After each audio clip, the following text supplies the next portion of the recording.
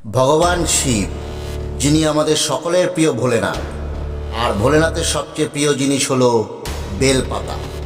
বলা হয় মহাদেব শুধুমাত্র একটি বেলপাতাতেই তুষ্ট। তাকে প্রসন্ন করতে লাগে না কোনো আচার, লাগে না কোনো উপাচার।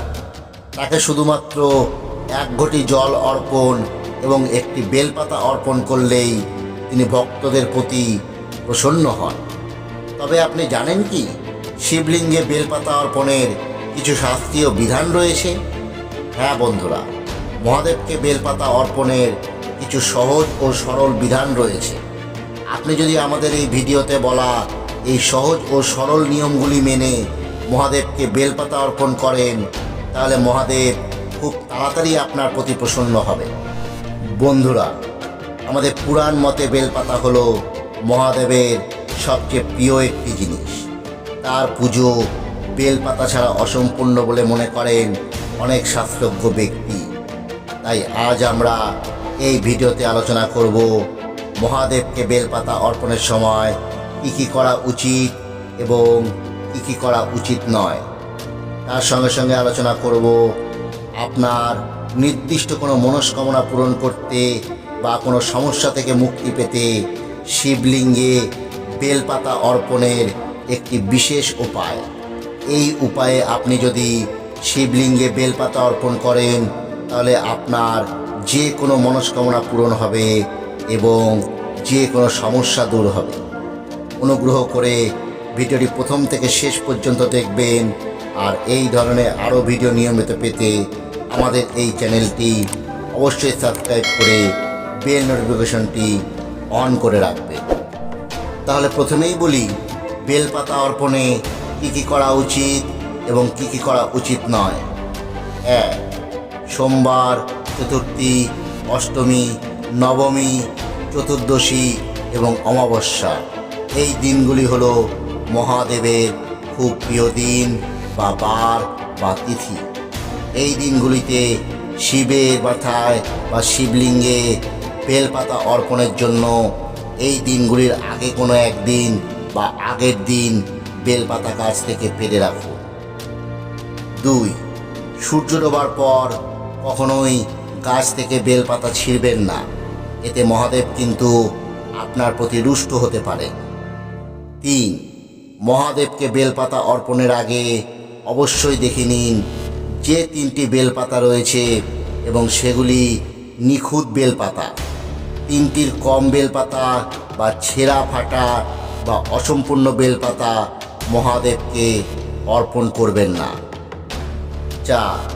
পুজোর দিন যদি আপনি কোনো কারণে বেলপাতা না পান, তাহলে আগের ব্যবহার করা বেলপাতা বা অন্যের ব্যবহার করা বেলপাতা আপনি গঙ্গা জলে ধুয়ে আবার তা ব্যবহার করতে পারেন।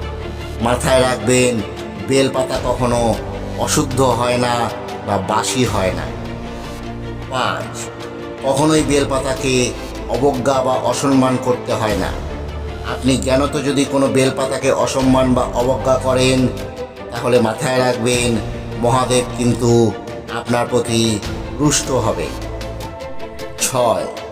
সোমবার, চতুর্থী, অষ্টমী, নবমী, চতুর্দশী এবং অমাবস্যা এই তিথি বা দিনগুলিতে ভোলেনাথকে অর্পণ করা বেলপাতা কখনোই সরানো উচিত নয়। আপনি পরদিন তার মাথা থেকে সরাবেন। 7. এই বিষয়টি খুব গুরুত্বপূর্ণ বিষয়। আমরা মহাদেবকে বেলপাতার কোন দিকটা লিঙ্গের সঙ্গে স্পর্শ করে অর্পণ করব তা ঠিক বুঝতে পারি না।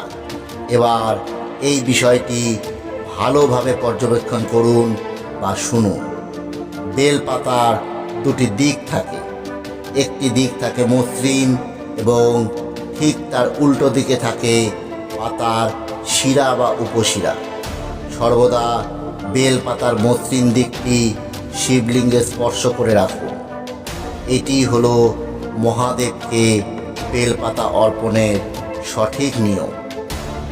আর শিবলিঙ্গে বেলপাতা সর্বদা অর্পণ করার আগে সেটিকে প্রথমে একটি পাত্রে দুধ দিয়ে ভালো মতো ধুয়ে, তারপর গঙ্গা জলে ধুয়ে সেটি অর্পণ করা সবচেয়ে ভালো বলে মনে করা হয়।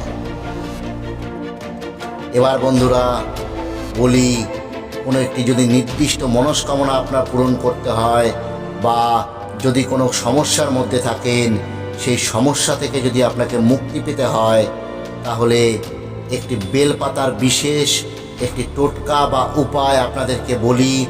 সেই নিয়মে আপনি মহাদেবকে এইভাবে বেলপাতা অর্পণ করবেন, দেখবেন আপনার মনস্কামনা খুব তাড়াতাড়ি পূর্ণ হয়ে যাবে।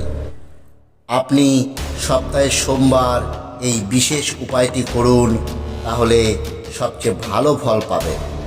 ওই দিন যদি সম্ভব হয় উপবাস থেকে বা উপবাস থাকা যদি সম্ভব না হয়, তাহলে ওই দিন অবশ্যই নিরামিষ আহার গ্রহণ করুন।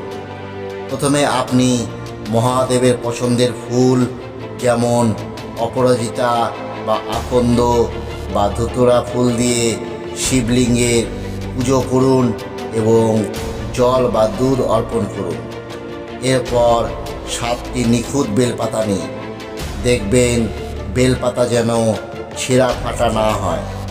এইবার সেই 7টি বেলপাতা ভালোভাবে ধুয়ে নিন এবং সেটিকে একটি পাত্রে দুধ নিয়ে তার মধ্যে ডুবিয়ে আবার একটি পাত্রে গঙ্গা জলে ভালো মতো ধুয়ে নিন।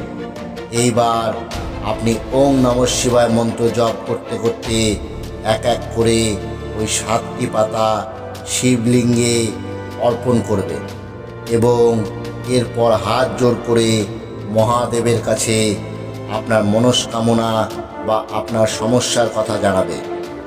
এই মন্ত্র আপনি 108 বার বেলপাতা অর্পণ করার পর জপ করবেন শান্ত মনে।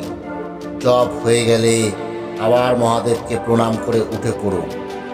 ওই বেলপাতাগুলো কিন্তু সোমবার শিবলিঙ্গ থেকে একদমই সরাবেন না।